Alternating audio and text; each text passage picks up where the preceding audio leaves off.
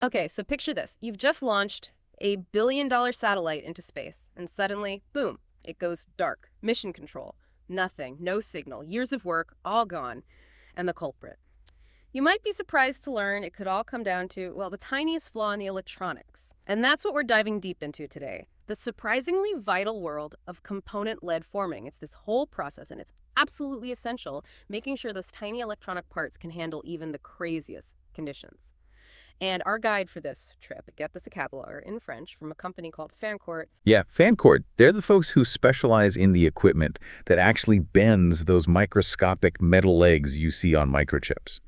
It might not sound like much, bending tiny metal, but believe me, this is as precise as engineering gets. I've seen it firsthand in my own work in aerospace manufacturing this process. It's the bedrock of reliability, whether we're talking satellites or, heck, even your smartphone. Okay, so we're really talking about physically bending those little legs, the ones sticking out from a microchip, into like the perfect shape. You got it. And those shapes, get this, they even have names like gull wing and J-bend. We're not talking random bends here. Each one has a specific job to do, and they have to be made to incredibly strict standards. Gull wing.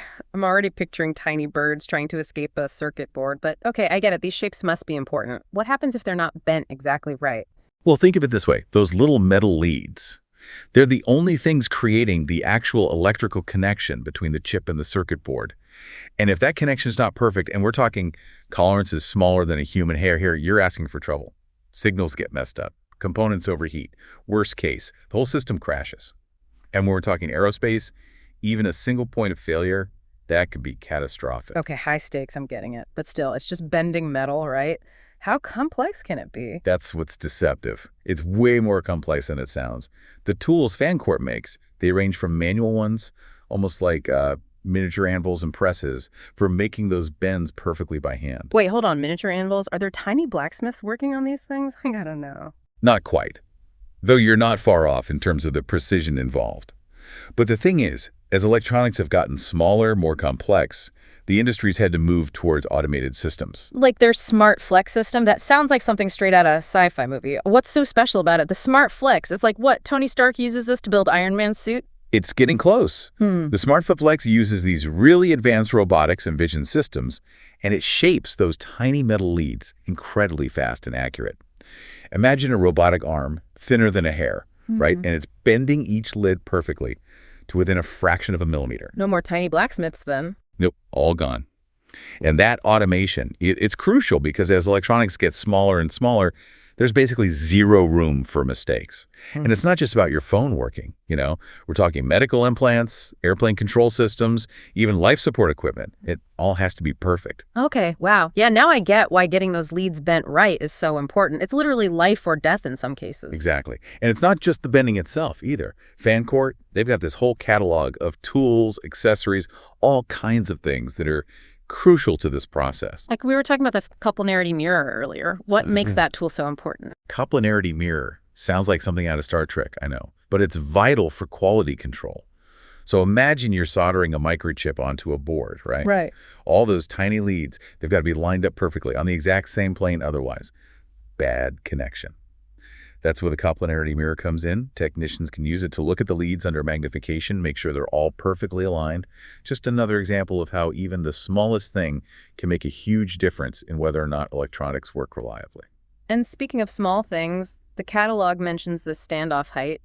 Sounds pretty self-explanatory, but I'm guessing there's more to it than meets the eye. You'd be surprised. There is a surprising amount of engineering that goes into figuring out the perfect standoff height for each component. Just to remind me, standoff height, that's... Oh, right. It's that little distance between the actual body of the microchip and the circuit board, those formed leads. They create that gap, and you might think, it's just a tiny space, who cares? Yeah. But that gap is super important for a bunch of reasons. Like, one big thing is airflow. That gap lets airflow under the component so it doesn't overheat. Overheating can cause all sorts of problems, performance issues, or even just making the device die way faster. Right, because all those electronics, they generate heat. And if they can't get rid of that heat meltdown, yeah, that's a bad day for everyone. It's crazy how something that small, that little space between the chip and the board, can be such a big deal. It really shows how much even the tiniest things matter in this kind of super precise engineering. And standoff height, it's not just about heat either. It's also key for soldering. If that component's too close to the board, you risk those solder bridges, which can short out the whole thing, too far away, and you might get a weak connection lose-lose, right? So it's like this microscopic balancing act making sure those components connect perfectly. Exactly.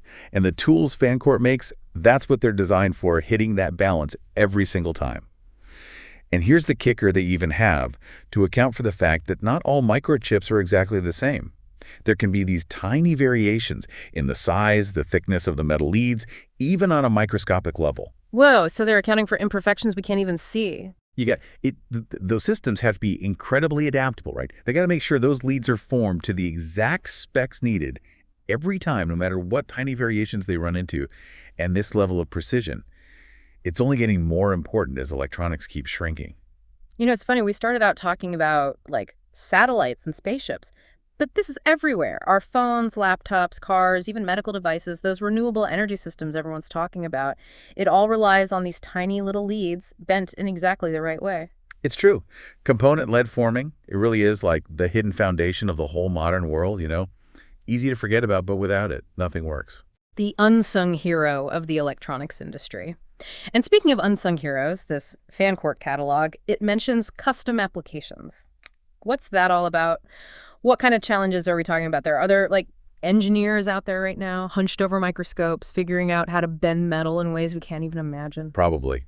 That custom application section, that's where things get really interesting. It's like the cutting edge of the whole field. We're talking about tools and techniques for components with weird shapes, materials you've never heard of, or performance demands that are just off the charts. Flexible electronics, things that get implanted in the body, even parts for quantum computers.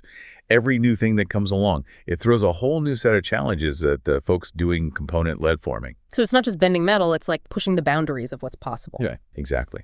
And the more we ask of our technology, smaller devices, faster speeds, you name it, the more important component lead forming becomes. I've got to say, I never thought I'd be this fascinated by little pieces of bent metal. But it really drives home the point there's some seriously incredible engineering behind the stuff we use every day, even if we never even think about it.